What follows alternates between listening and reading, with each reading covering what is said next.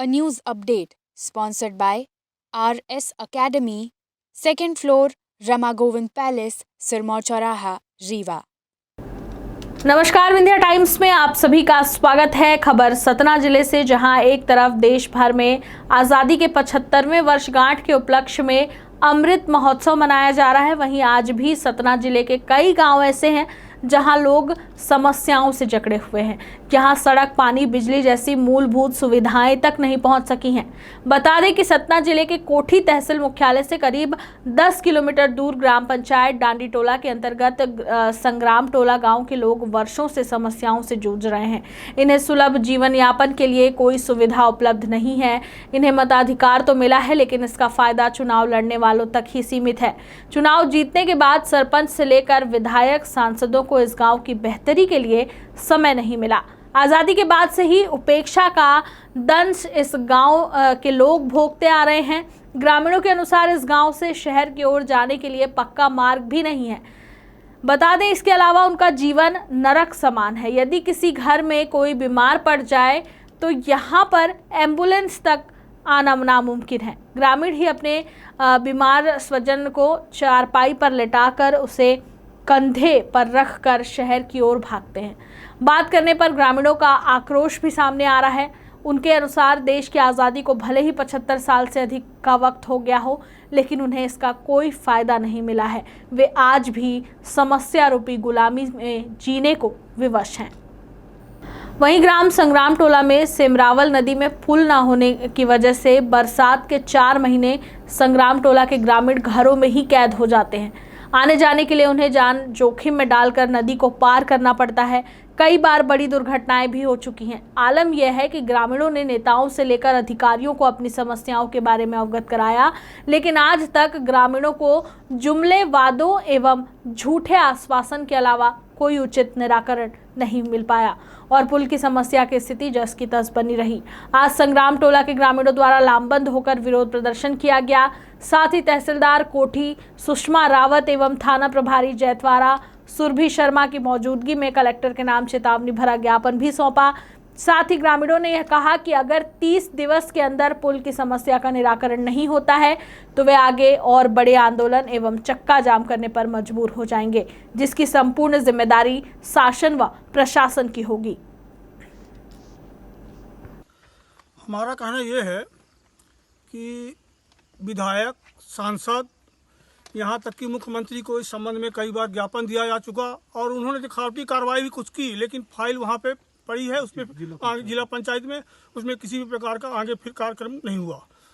हम लोग जो है तो बच्चों को 10 किलोमीटर घुमा के कीचड़ में स्कूल पहुँचाते हैं और यहाँ पे जो है तो कई घटनाएं हो चुकी हैं। यहाँ पे जो है तो औरतें डिलीवरी पीरियड में 2 औरतें ख़त्म हो गई।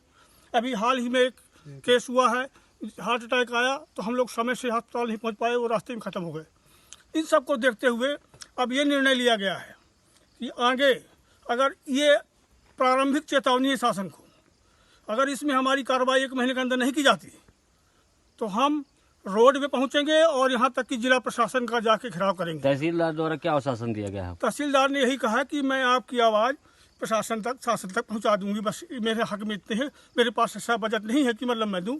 ये तो सब काम विधायक मद, सांसद मद और जो योजनाएँ होती हैं उनके अंडर कहा, तो आपकी आवाज़ हम वहाँ पहुँचा देंगे। उन्होंने केवल इतना आश्वासन दिया। आपके द्वारा आज ज्ञापन सौंपा गया है, क्या कारण? सर, हमारे यहाँ कई पुश्तों से इसी तरह से रास्ता चल रही है।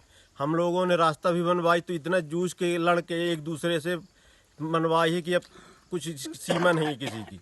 और ये नदी आप देख रहे हैं सामने बह रही है, वो तो बारिश हफ्तों से नहीं हुई तो इतनी है कमर से, जबकि हमारी मेन रास्ता यहीं पे है।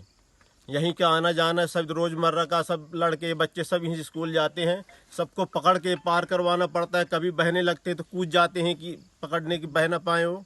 और हम लोगों ने कई बार यहाँ कोठी में भी तहसीलदार साहब के पहले के जो पुराने थे उनको भी दिया। फिर एक बार हमारे गांव में जुगुल किशोर बागरी जी आए विधायक जी, तो उनको भी हम लोगों ने कहा, फिर वो भी बोले कि हम इस बार हमको जिताइए तो हम पूरी करेंगे। अब वो जीत भी गए, उसके बाद यहाँ दर्शन मात्र नहीं दिए कि कोई है गांव की नहीं है, कुछ नहीं हुआ। कितने घरों की बस्ती है यहाँ? करीब 250 के वोटर हैं, 200-250 लगभग। जनसंख्या 500, जनसंख्या 500, 550, 600 के लगभग है। और सामान्य मध्यम वर्ग है, सभी कृषि से संबंधी सभी काम करते हैं। और कोई भी नेता आता है, एक बार सांसद जी आए, वो भी बोले कि इस बार जिताइए करिए, 2 बार उसके बाद जीत चुके वो भी यहाँ के पलट के नहीं देखता कोई वोटने के बाद, आज तक वोट कोई के ऐसी पहले घटनाएं आते हैं बस। जो कि घटित हो गई हूँ। अरे अभी हाल ही में एक हरिजन की बस्ती की कमर बेचारी टूट गई, उसको ले जाते सोचिए जबलपुर उसका इलाज करवाने के लिए लेट हो गए तो उसकी डेथ हो गई बेचारी की। एक हमारे ही गांव में हुआ, उनका हार्ट अटैक आ गया। RS अकेडमी रीवा, आपके सपनों को मुकाम तक पहुंचाने की जिम्मेदारी, आपके लक्ष्य को सफलता की राह पर लाने की जिम्मेदारी। अब प्रतियोगी परीक्षाओं में सफलता की राह होगी आसान, आप पाएंगे सफलता का मुकाम। UPSC, MPPSC, MPSI, बैंकिंग, पटवारी की तैयारी एक्सपर्ट फैकल्टी के साथ RS अकेडमी रीवा में। हमारा लक्ष्य आपकी सफलता। प्रतियोगी परीक्षाओं के हिंदी और अंग्रेजी माध्यम के बैच, courses UPSC, MPPSC, MPSI, banking, पटवारी। पता 2nd floor Rama Govind palace, Sirmaur चौराहा, रीवा।